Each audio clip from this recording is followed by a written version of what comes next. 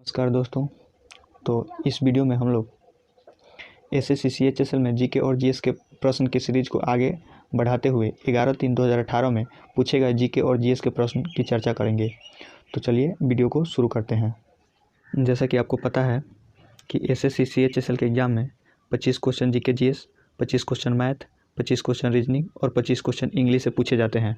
और प्रत्येक प्रश्न जो होते हैं 2 मार्क्स के होते हैं, यानी कि टोटल 100 क्वेश्चन होते हैं और 200 मार्क्स के होते हैं और 1/4 नेगेटिव मार्किंग होता है। तो आज हम लोग एसएससी सीएचएसएल में 11/3/2018 में पूछे गए जीके और जीएस के प्रश्न को देखेंगे।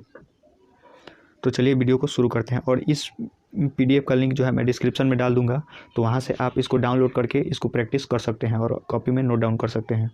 ये जो क्वेश्चन है ये 11/3/2018 में सेकेंड शिफ्ट में पूछे गए क्वेश्चन है। तो चलिए इसमें देखते हैं। पहला प्रश्न है, चक्रीय बेरोजगारी का क्या अर्थ है? तो इसका उत्तर हो जाएगा ए नंबर। चक्रीय बेरोजगारी का मतलब होता है व्यापार चक्र में मंदी के कारण उत्पन्न बेरोजगारी को चक्रीय बेरोजगारी कहते हैं। बेरोजगारी इंडिया में लगभग 8 प्रकार के होते हैं। चक्रीय बेरोजगारी, मौसमी बेरोजगारी, प्रच्छन्न बेरोजगारी, बहुत तरह की बेरोजगारी होती है। तो इकोनॉमिक्स के जो सेशन है उसमें मैं इसको डिटेल से कराऊंगा। अभी जो है मैं केवल इसका डिफिनीशन, चक्रीय बेरोजगारी का डिफिनीशन बता देता हूँ। तो इसका डिफिनीशन हो जाएगा, मंदी के दौरान व्यापारिक चक्र में गिरावट के कारण श्रमिक अपनी नौकरी खो बैठता है, इसे ही चक्रीय बेरोजगारी कहा जाता है। तो ये इसका डिफिनीशन हो गया। इसका उत्तर हो जाएगा ए नंबर। चक्रीय बेरोजगारी मतलब मंदी के दौरान उत्पन्न बेरोजगारी को चक्रीय बेरोजगारी कहा जाता है। तो ये पहला का उत्तर हो जाएगा। चलिए नेक्स्ट प्रश्न देखते हैं। सेकेंड क्वेश्चन है, किस पंचवर्षीय योजना के दौरान नाबार्ड की स्थापना हुई थी?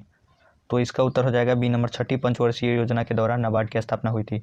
नाबार्ड की स्थापना शिवरमन समिति की सिफारिश पर हुई थी। शिवरमन समिति के सिफारिश पर हुई थी और इसकी स्थापना जो हुई थी वो 13 जुलाई 1982 में इसकी स्थापना हुई थी। नाबार्ड की स्थापना 13 जुलाई 1982 को शिवरमन समिति के सिफारिश पर हुई थी और इसका अधिनियम जो आया था वो 1981 के अधिनियम के तहत 1982 में इसकी स्थापना हुई थी। तो उस समय छठी पंचवर्षीय योजना थी। तो इसका उत्तर हो जाएगा बी नंबर। नेक्स्ट प्रश्न देखते हैं। 3 नंबर है, बहुत ही फंसाने वाला क्वेश्चन है। देखिए क्वेश्चन है, चित्रकला की मुगल शैली निम्नलिखित में से किस शासक के समय शुरू हुई थी?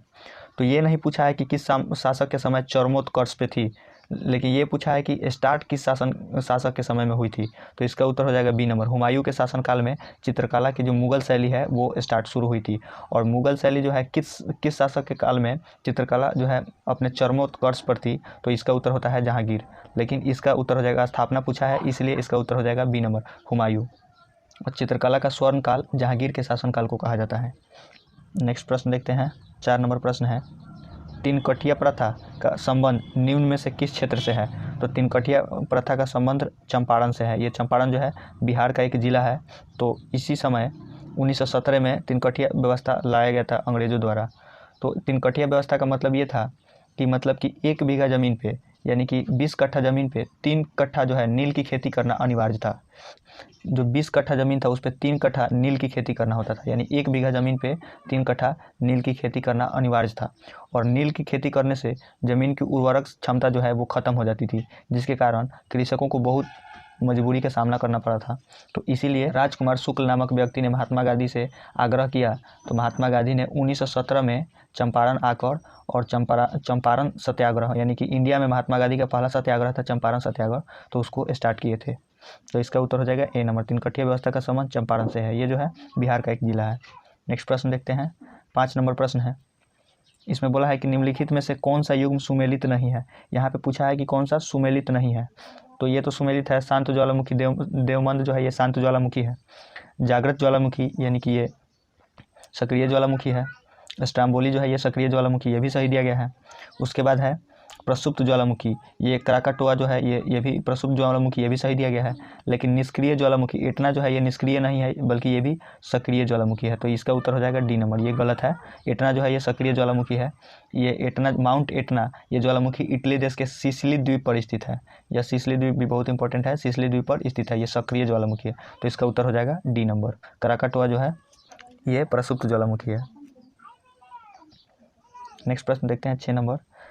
6 नंबर प्रश्न है, उत्तर पश्चिम भारत में स्थित पर्वतमाला है, यानी कि उत्तर पश्चिम में कौन सा पर्वतमाला है? तो भारत का अगर आप मैप देखेंगे, जैसे कि ऐसे करके कुछ भारत है,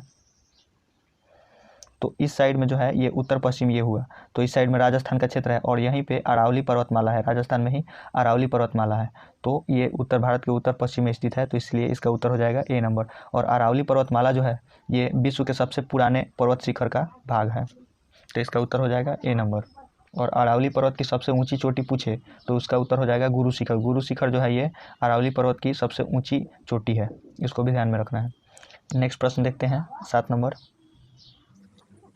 नेक्स्ट प्रश्न है कि पंडित जसराज ने निम्नलिखित में से किस क्षेत्र में अपनी प्रतिष्ठा स्थापित की है। तो पंडित जसराज जो है ये शास्त्रीय गायन से संबंधित है, ये बहुत बड़े प्रसिद्ध गायक थे, तो इसका उत्तर हो जाएगा सी, ये शास्त्रीय गायन से संबंधित है पंडित जसराज।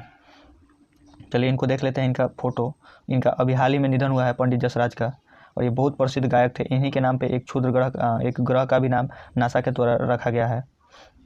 तो ये है पंडित जसराज, प्रसिद्ध गायक थे और इनका अभी निधन हुआ है, तो ये शास्त्रीय संगीत से संबंधित है।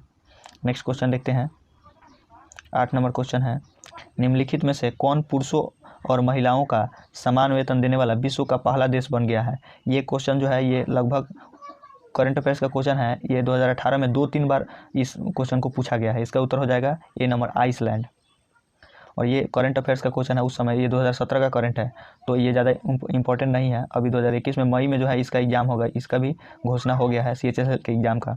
तो इसमें जो क्वेश्चन पूछे जाएंगे करंट के, वो 2021 और 2022 के शुरू के क्वेश्चन पूछे जाएंगे, तो वो ज़्यादा इंपॉर्टेंट है। तो इसका केवल उत्तर देख लेते हैं, ये उस समय का करंट ज़्यादा इंपॉर्टेंट नहीं है, इसका उत्तर हो जाएगा ए नंबर। नेक्स्ट प्रश्न देखते हैं 9 नंबर। 9 नंबर प्रश्न है, किस बॉलीवुड अभिनेता को जनवरी 2018 में विश्व आर्थिक मंच पर 24वें क्रिस्टल अवार्ड से सम्मानित किया गया। तो इसका उत्तर हो जाएगा ए नंबर, शाहरुख खान। ये भी करंट जो है ये 2018 का है, तो ये ज़्यादा इंपॉर्टेंट नहीं है, बस इसका आंसर देख लेते हैं। तो इसका उत्तर हो जाएगा ए नंबर, शाहरुख खान। नेक्स्ट प्रश्न देखते हैं, 10 नंबर प्रश्न है कि बांग्लादेश का राष्ट्रीय ध्वज डैश द्वारा डिजाइन किया गया था। ये बहुत इंपॉर्टेंट क्वेश्चन है। तो बांग्लादेश का राष्ट्रीय ध्वज जो है ये कामरुल हसन के द्वारा ये डिजाइन किया गया था, तो इसका उत्तर हो जाएगा सी नंबर। और पूछे कि इंडिया के ध्वज यानी भारत के राष्ट्रीय ध्वज को किसने डिजाइन किया था, तो पिंगली वेंकैया जो है ये भारत के राष्ट्रीय ध्वज को डिजाइन किए थे। और बांग्लादेश के राष्ट्रीय ध्वज में लंबाई और चौड़ाई का अनुपात भी पूछ लिया जाता है, तो इसका अनुपात 10:6 कहीं कहीं मिल जाएगा, और कहीं कहीं इसी को शॉर्ट फॉर्म में 5:3, यानी इसमें भी 2 से भाग करके, इसमें भी 2 से भाग करके 5:3 भी होता है। ये बहुत इंपॉर्टेंट क्वेश्चन, ये भी क्वेश्चन पूछा जाता है। और भारत के राष्ट्रीय ध्वज में लंबाई और चौड़ाई का अनुपात 3:2 होता है, ये भी ध्यान रखना है। नेक्स्ट क्वेश्चन देखते हैं, चलिए इसका पहले देख लेते हैं बांग्लादेश का राष्ट्रीय ध्वज। ये है बांग्लादेश का राष्ट्रीय ध्वज। इसमें क्या है कि ये हरा कलर का होता है और इसमें बीच में एक लाल कलर का गोला होता है, यही है बांग्लादेश का राष्ट्रीय ध्वज। चलिए नेक्स्ट प्रश्न देखते हैं, 11 नंबर प्रश्न है। 11 नंबर प्रश्न है, निम्नलिखित में से कौन सा एक न्यूक्लियन नहीं है। तो यहाँ पे पूछा गया है कि न्यूक्लियन कौन सा नहीं है। तो न्यूक्लियन क्या होता है कि जो परमाणु होता है उसके नाभिक में प्रोटॉन और न्यूट्रॉन ये दोनों नाभिक में मौजूद होते हैं, और इलेक्ट्रॉन जो होता है ये परमाणु के नाभिक के चारों ओर चक्कर लगाता है। तो यही प्रोटॉन और न्यूट्रॉन के संयुक्त रूप को न्यूक्लियन कहा जाता है। तो इसमें जो है प्रोटॉन शामिल होता है, न्यूट्रॉन शामिल होता है, लेकिन इलेक्ट्रॉन जो है ये शामिल नहीं होता है, तो इसीलिए इसका उत्तर हो जाएगा बी नंबर, इलेक्ट्रॉन। तो इसका उत्तर हो जाएगा बी नंबर, ये जो है न्यूक्लियन का भाग नहीं है। नेक्स्ट प्रश्न देखते हैं, 12 नंबर प्रश्न है, बेकिंग सोडा का प्रयोग डैश में होता है। यहाँ पे डैश छूट गया है, तो ये क्वेश्चन है कि बेकिंग सोडा का प्रयोग कहाँ पे होता है। तो एक में दिया गया है कि बेकिंग पाउडर बनाने में, तो ये सही है, बेकिंग पाउडर बनाने में बेकिंग सोडा का यूज होता है। सेकंड नंबर में दिया है सोडा अम्ल अग्निशामक, सोडा अम्ल अग्निशामक जो होता है उसमें होता है, तो ये भी सही है, इसमें भी होता है। और 3 नंबर में दिया गया है कि पेट में अम्ल की अधिकता को उदासीन करने में, तो बेकिंग सोडा का प्रयोग तीनों में होता है, ये सही है तीनों का तीनों। तो इसका उत्तर हो जाएगा डी नंबर। 1, 2 एवं 3 सभी जो हैं इनमें सही दिए गए हैं कथन, यानी कि बेकिंग सोडा का प्रयोग इनमें से सभी स्थानों पर किया जाता है, बेकिंग पाउडर में भी, और सोडा अम्ल अग्निशामक जो होता है उसमें भी होता है, और पेट में अम्लीयता को उदासीन करने में भी इसका बेकिंग सोडा का यूज होता है। तो इसका उत्तर हो जाएगा डी नंबर। चलिए नेक्स्ट प्रश्न देखते हैं, 13 नंबर प्रश्न दिया गया है कि लोकसभा का सदस्य बनने के लिए किसी व्यक्ति की न्यूनतम योग्यता क्या होनी चाहिए। तो इसमें भी देखिए क्या क्या दिया गया है। तो एक में दिया गया है कि वह भारत का नागरिक होना चाहिए, ये सही दिया गया है, ये लोकसभा के सदस्य बनने की योग्यता है। सेकंड नंबर में दिया गया है कि वह कम से कम 25 वर्ष की आयु का होना चाहिए, तो ये भी बात सही है। और 3 नंबर में दिया गया है कि वह केंद्रीय सरकार के अंतर्गत किसी मतलब केंद्रीय सरकार के अंतर्गत किसी लाभान्वित पद पे होना चाहिए। तो ये जो है ये गलत है। कोई भी लोकसभा का सदस्य बनने के लिए न्यूनतम योग्यता क्या होना चाहिए?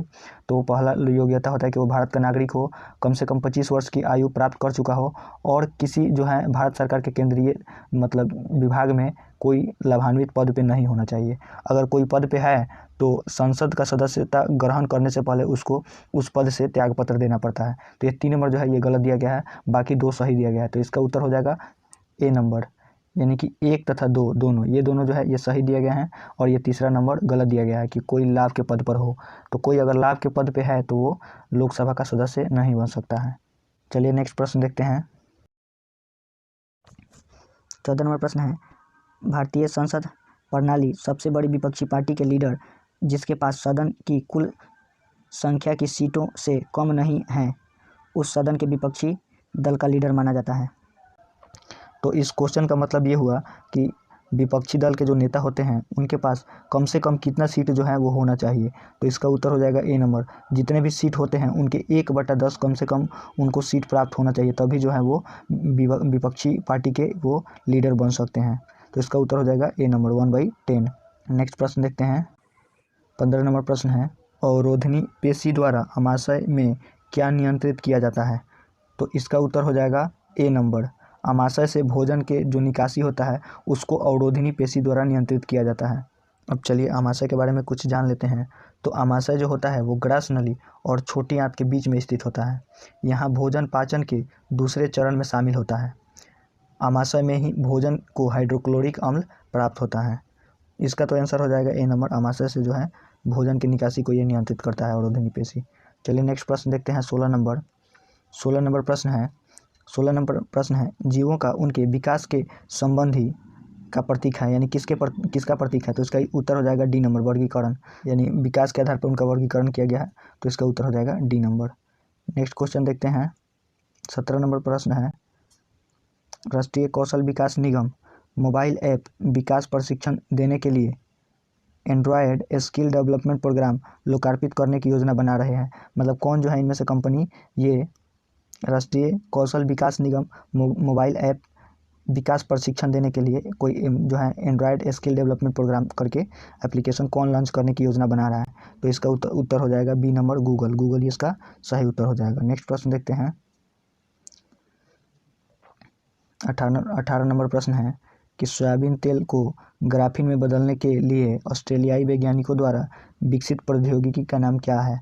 तो ये जो है करंट अफेयर्स का क्वेश्चन है, तो ये ज़्यादा इंपॉर्टेंट नहीं है। अभी जो एग्जाम होने वाला है मई में, तो इसमें जो है करंट अफेयर 2021 और 22 के पूछे जाएंगे, तो वो ज़्यादा इंपॉर्टेंट है। तो इसका बस हम लोग आंसर देख लेते हैं। इसका उत्तर हो जाएगा डी नंबर, यानी कि ग्राफ एयर जो है ये इनका तकनीक का नाम है। नेक्स्ट प्रश्न देखते हैं। 19 नंबर प्रश्न है, अगस्त 2017 में S&P BSI भारत 2022 सूचकांक लोकार्पित किया गया, मतलब किसके द्वारा लोकार्पित किया गया?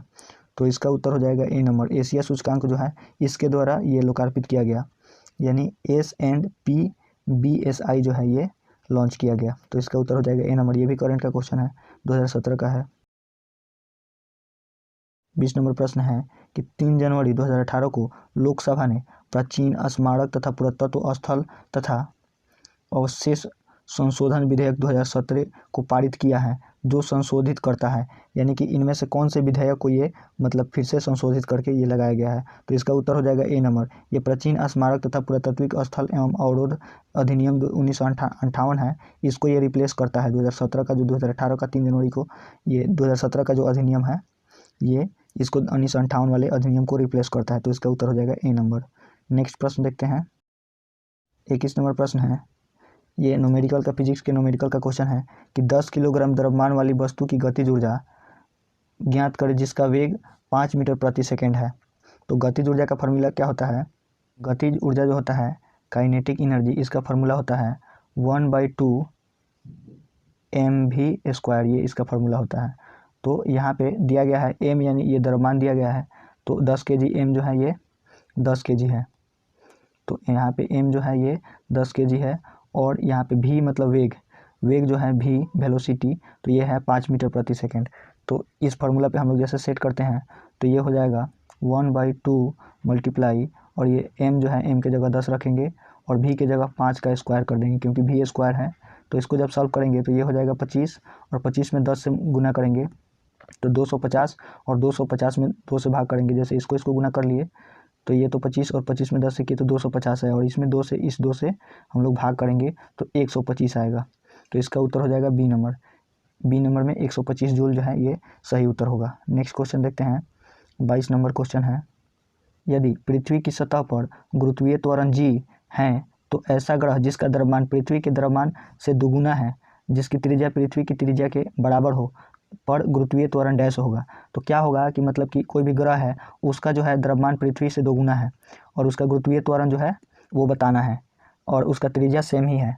तो क्या होगा कि गुरुत्वीय त्वरण का फॉर्मूला होता है g into M m1 into m2 बटा आर स्क्वायर, ये फॉर्मूला होता है। तो अगर m जो बढ़ेगा तो इसका क्या होगा, गुरुत्वीय त्वरण भी बढ़ेगा। तो m अगर 2m हो गया है, m पहले m था लेकिन अब ये दोगुना हो गया तो 2m हो गया है, तो गुरुत्वीय त्वरण भी 2g हो जाएगा। इसका सही उत्तर हो जाएगा ए नंबर 2g। नेक्स्ट क्वेश्चन देखते हैं।